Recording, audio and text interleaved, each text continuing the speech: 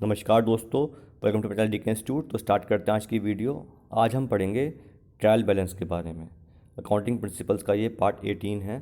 तो जैसा कि आप जानते हो कि ईपीएफओ में अकाउंटिंग प्रिंसिपल्स के ऊपर 15 क्वेश्चंस पूछते हैं। तो ये जो वीडियोस बन रही हैं इनके अकॉर्डिंग जो बेसिक कॉन्सेप्ट है उसके बारे में चर्चा की जा रही है।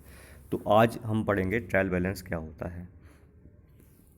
तो दोस्तों, जैसा कि अब तक हमने ये जान चुके हैं कि जब भी जो अकाउंटिंग प्रोसेस है उसमें जो फर्स्ट स्टेप है दैट इज़ अ जनरल बनाना, ठीक है ना।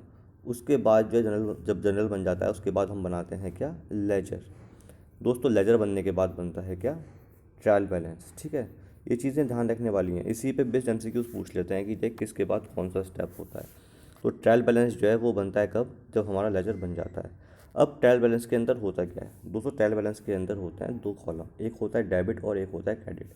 जैसा कि आप जानते हैं, जैसा कि मैंने बताया आपको कि जो है लेजर जो हमने बनाया था, लेजर में जो है क्या थे, डिफरेंट अकाउंट्स थे। For example A account, B account और सी अकाउंट है।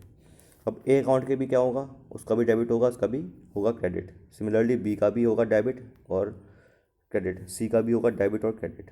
तो ट्रायल बैलेंस के अंदर होता क्या है दोस्तों कि जितने भी डेबिट हैं हर अकाउंट के वो सब लिख दिए जाते हैं यहाँ पर। सिमिलरली जितने भी क्रेडिट हैं अकाउंट के वो लिख दिए जाते हैं यहाँ पर, ठीक है। और इनको ऐड कर देते हैं आपस में, इसको कर देते हैं ऐड। और फिर चेक करते हैं कि आखिर क्या डेबिट जो है हमारा वो क्रेडिट से मैच करना चाहिए। दोस्तों, अकाउंटिंग प्रोसेस में ये चीज़ होती है कि जितना डेबिट होता है उतना भी क्रेडिट होना चाहिए, ठीक है। ये लेजर बनाने का मतलब यही होता है कि जो एंट्रीज़ हैं, फॉर एग्ज़ाम्पल हमने कोई सामान परचेज़ किया है तो हमारा जो है जो पैसा हमारे पास से गया, लेकिन हमारा स्टॉक तो बढ़ा ना। तो मतलब कुछ चीज़ होती है क्रेडिट, तो उतने ही इक्वल में कुछ चीज़ क्या होती है, डेबिट भी होती है। बात समझ में आ रही है। तो इसलिए जो है जो वैल्यूज़ है ना एंड में डेबिट और क्रेडिट की मिला के दैट शुड बी इक्वल। अगर इक्वल नहीं आ रही हैं इसका मतलब है कि जो कहीं ना कहीं मिस्टेक हमने करी है। तो वो मिस्टेक देखने के लिए कि आखिर क्या मिस्टेक हमने करी है वाइल डूइंग द एंट्रीज, कितना डिफरेंस है डेबिट और क्रेडिट के अंदर, वो अगर जानना है तो for that we have to maintain the trial balance. उसके लिए हमें ट्रायल बैलेंस बनाना पड़ता है, ठीक है। तो ट्रायल बैलेंस क्यों बनता है आपको समझ में आ गया होगा। तो मेन जो पर्पस है ट्रायल बैलेंस बनाने का वो क्या है, it shows whether the equality of debit and credit has been maintained और नॉट, ठीक है। जो डेबिट और क्रेडिट की इक्वलिटी है, इक्वल वैल्यूज़ हैं, वो आई हैं या नहीं आई हैं। इसके अलावा अगर सपोज एंट्रीज इक्वल नहीं आई हैं तो हमें फिर क्या करना पड़ता है, जब भी हम फाइनल अकाउंट्स बनाते हैं तो उससे पहले हमें एडजस्टमेंट करना पड़ता है दोस्तों, जिससे कि डेबिट और क्रेडिट की एंट्रीज इक्वल हो जाएं।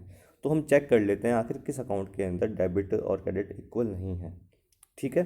तो उसको जो है जितना डेबिट कम होता है उतना क्रेडिट ज़्यादा कर देते हैं, जिससे कि डेबिट और क्रेडिट इक्वल हो जाए, ठीक दोस्तों।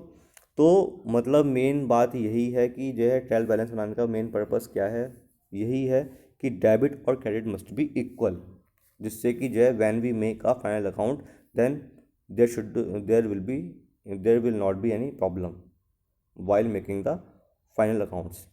ओके। तो दोस्तों, उम्मीद करता हूँ कि जो आपको समझ में आएगा व्हाट इज़ ट्रायल बैलेंस, क्यों बनाते हैं हम, क्या मेन पर्पस है इस चीज़ का बनाने का, ठीक है। क्या एंट्री कैसे होती है ट्रायल बैलेंस के अंदर वो मैंने आपको बताया है आज। अगर अच्छी लगी video please like this video, share this video and subscribe my channel. Thank you, have very nice day.